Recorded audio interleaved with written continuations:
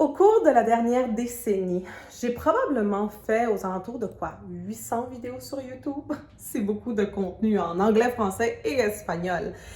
Puis dans les vidéos que j'ai créées sur Alexandra TV, plusieurs d'entre elles sont sur le thème de la confiance en soi et de l'importance de la confiance en soi. Surtout dans mes débuts, je faisais beaucoup de vidéos sur ce thème-là. Et je crois que c'est dû au fait qu'à la fin de la journée, la confiance en soi, c'est comme la base, n'est-ce pas, du développement personnel. C'est comme la base de qu'est-ce que tu dois apprendre à maîtriser pour ainsi pouvoir par la suite construire la vie de tes rêves, peut-être démarrer la business que tu désires avoir. Bref, il y a toutes sortes de choses par la suite que tu peux faire. Mais en premier, tu as besoin d'un certain niveau de confiance en toi. Maintenant, il y a une chose que je dis toujours, c'est qu'il y a une grande différence entre la confiance en soi et l'amour de soi, l'estime de soi.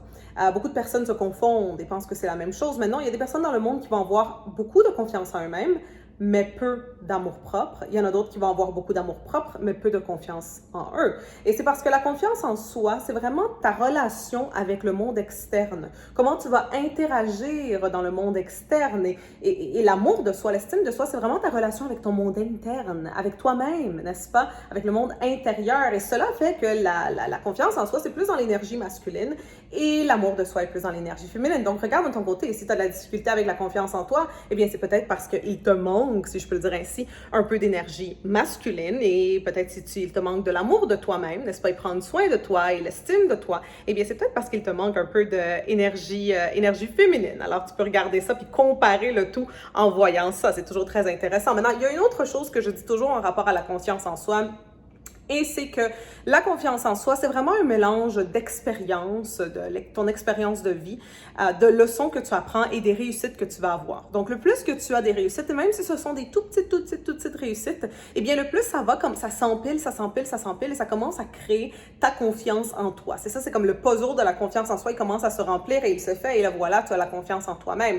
C'est aussi l'expérience de vie que tu vas avoir, c'est même aussi les défaites, parce que quand tu as des défaites, eh bien, là, tu vas apprendre. Donc, plus tu apprends, plus tu vas avoir confiance en toi-même. Et une dernière chose que je dis toujours sur la confiance en soi, c'est que c'est de savoir où tu as été dans la vie, qui tu es présentement, qui tu vas devenir et où est-ce que tu t'en vas. Donc, quel est ton chemin futur? Ça, c'est la confiance en soi. Mais aujourd'hui, je veux rajouter une dernière chose à ce thème de confiance en soi-même qui est si important vraiment. C'est quelque chose qu'au cours de la dernière année, je remarque énormément. Je pense que la confiance en soi, c'est aussi être certain de où est-ce que tu vas aller, n'est-ce pas? Être certain de ta destination, avoir une certitude incroyable en rapport à ta destination divine, si on peut l'appeler comme ça. J'adore utiliser ce mot-là, n'est-ce pas? Donc, être certain de ça. Quand tu es incertain, donc beaucoup de personnes vont penser qu'ils ont confiance en eux, mais vont constamment se questionner ou vont, au pire, vont vouloir contrôler les choses. Quand tu veux contrôler comment les choses se passent, on va dire dans un projet, dans un rêve que tu as, bien très souvent, c'est un manque de confiance en toi-même.